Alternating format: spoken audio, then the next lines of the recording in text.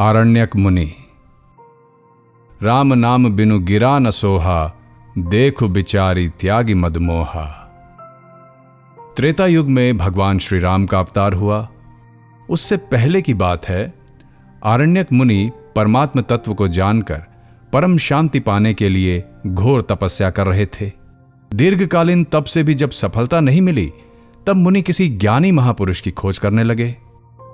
वे अनेक तीर्थों में घूमे, बहुत लोगों से मिले, पर उनको संतोष नहीं हुआ। एक दिन उन्होंने तीर्थ यात्रा के लिए तपलोक से पृथ्वी पर उतरते दीर्घजीवी लोमेश ऋषि के दर्शन किए।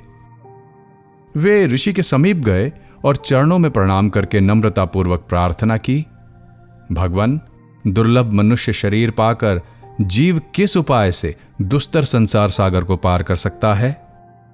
आप दया करके मुझे कोई ऐसा व्रत, दान, जप, यज्ञ या देव आराधन बताइए जिससे मैं इस भवसागर से पार हो सकूं।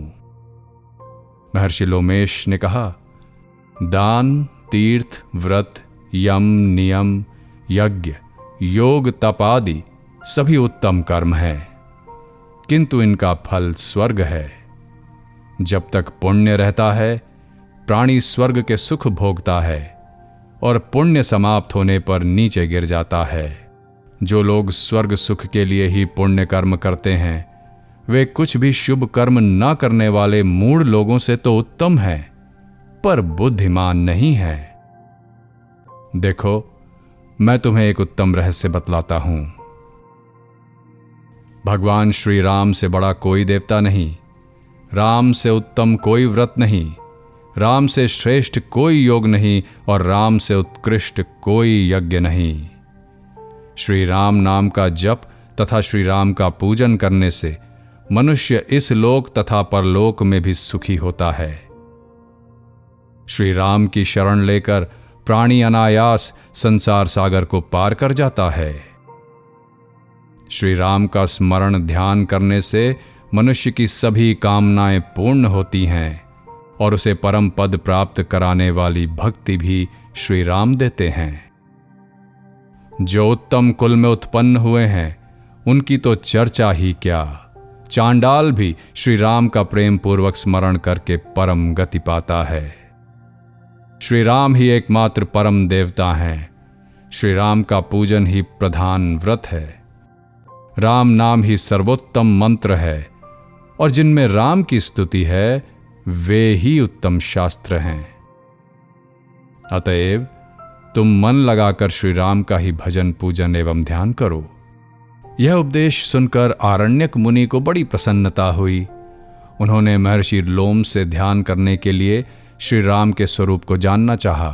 महर्षि ने कहा, रमणीय अयोध्या नगरी में कल्पत्रु के नीचे विचित्र मंडप में भगवान श्री रामचंद्र विराजमान है। महामर्तक मणि, नीलकांत मणि और स्वर्ग से बना हुआ अत्यंत मनोहर उनका सिंहासन है। सिंहासन की प्रभा चारों ओर छिटक रही है। नवदूर्वा दल श्याम, सौंदर्य सागर देवेंद्र पूजित भगवान श्री रघुनाथ जी सिंहासन पर बैठे अपनी छटा से मुनियों का मन हरण कर रहे हैं।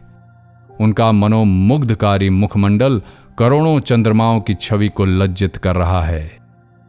उनके कानों में दिव्य मकर आकृति कुंडल झलमला रहे हैं। मस्तक पर किरीट सुशोभित है। किरीट में जड़ी हुई मणियों की रंग बिरंगी प्रभा से सारा शरीर रंजित हो रहा है। मस्तक पर काले घुंघराले केश हैं। उनके मुख में सुधाकर की किरणों जैसी दंत पंक्ति शोभा पा रही है। उनके होंठ और अधर विद्रुम मणि जैसी मनोहर कांतिमय हैं। उनकी सुंदर देह कंबु जैसे कमनीय कंठ से सुशोभित है। हाथों में धनुष बाण और कंधे पर तरकश शोभित है। मस्तक पर सुंदर तिलक है और अपनी इस छवि से वे सबका चित्त अपनी ओर खींच रहे हैं।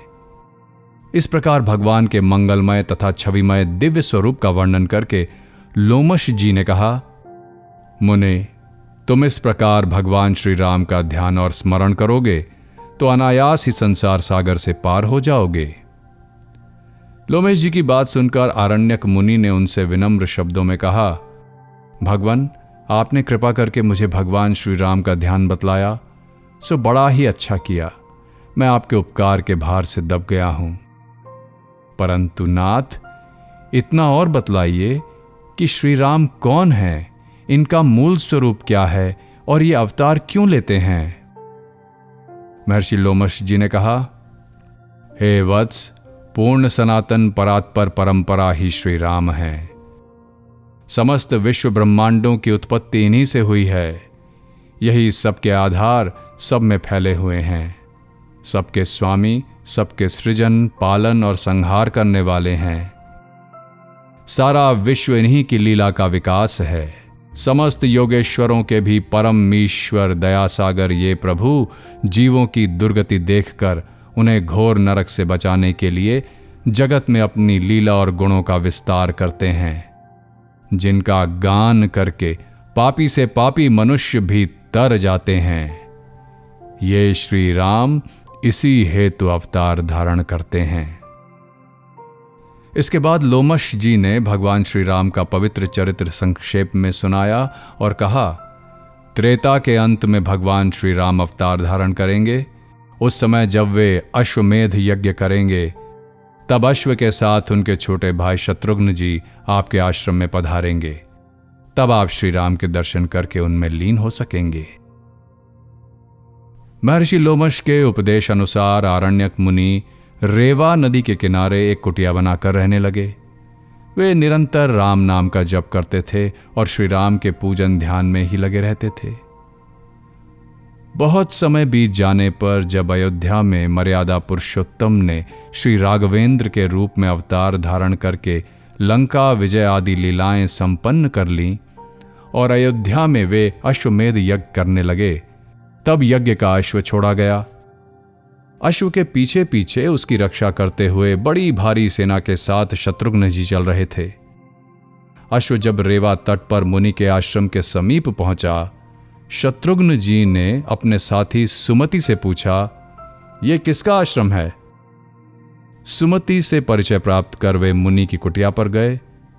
मुनि ने उनका स्वागत किया और शत्रुघ्न जी का परिचय पाकर तो वे आनंद मग्न हो गए। अब मेरी बहुत दिनों की इच्छा पूरी होगी। अब मैं अपने नेत्रों से भगवान श्री राम के दर्शन करूंगा। मेरा जीवन धारण करना अब सफल हो जाएगा। इस प्रकार सोचते हुए मुनि अयोध्या की ओर चल पड़े। आरण्यक मुनि देव दुर्लभ परम रमणीय अयोध्या नगरी में पहुंचे। उन्होंने सरयू के तट पर यज्ञशाला में यज्ञ की दीक्षा लिए नियम के कारण आभूषण रहित मृग चर्म का उत्तरीय बनाए हाथ में कुश लिए नव दूर्वा दल श्याम श्री राम को देखा। वहां दीन दरिद्रों को मनमानी वस्तुएं दी जा रही थीं। विप्रों का सत्कार हो रहा था। ऋषिगण मंत्र पाठ कर रहे थे। परंतु आरण्यक मुनि तो एकटक श्री राम की रूप माधुर्य देखते हुए जहां के तहां खड़े रह गए। उनका शरीर पुलकित हो गया। वे बेसुध होकर उस भुवन मंगल छवि को देखते ही रहे। मर्यादा पुरुषोत्तम ने तपस्वी मुनि को देखा और देखते ही वे उठ खड़े हुए। इंद्रादि देवता तथा लोकपाल भी जिनके चरणों में मस्तक झुकाते हैं, वे ही सर्वेश्वर श्री राम, मुनिवर, आज आपके पधारने से मैं पवित्र हो गया, यह कहकर मुनि के चरणों पर गिर पड़े। तपस्वी आरण्यक मुनि ने झटपट अपनी भुजाओं से उठाकर श्री राम को हृदय से लगा लिया।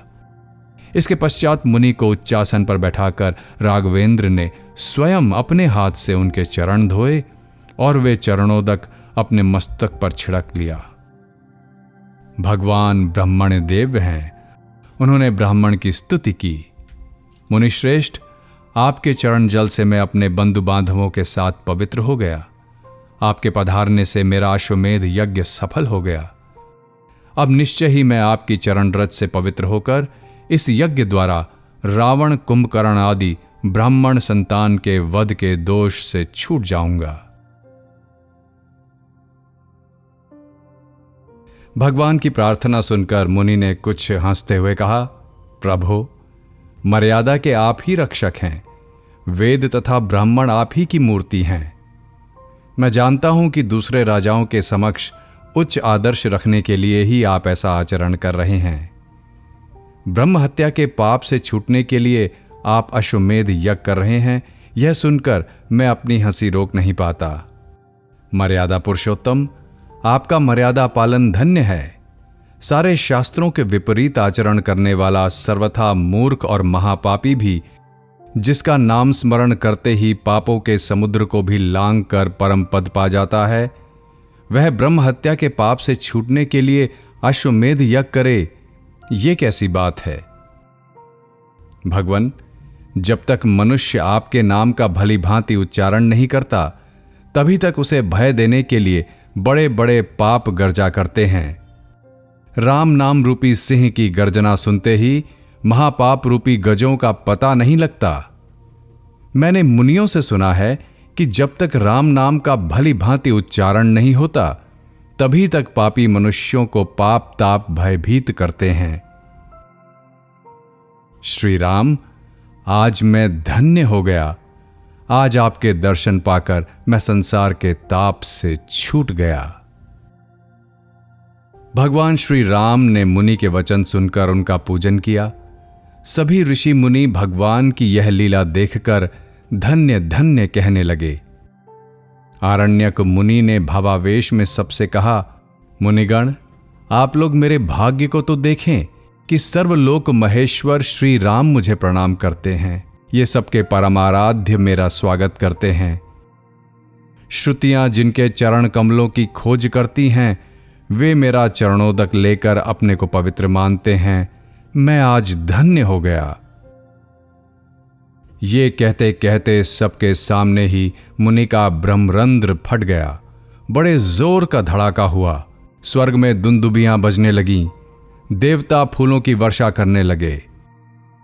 ऋषि मुनियों ने देखा कि आरण्यक मुनि के मस्तक से एक विचित्र तेज निकला और वो श्री राम के मुख में प्रविष्ट हो गया।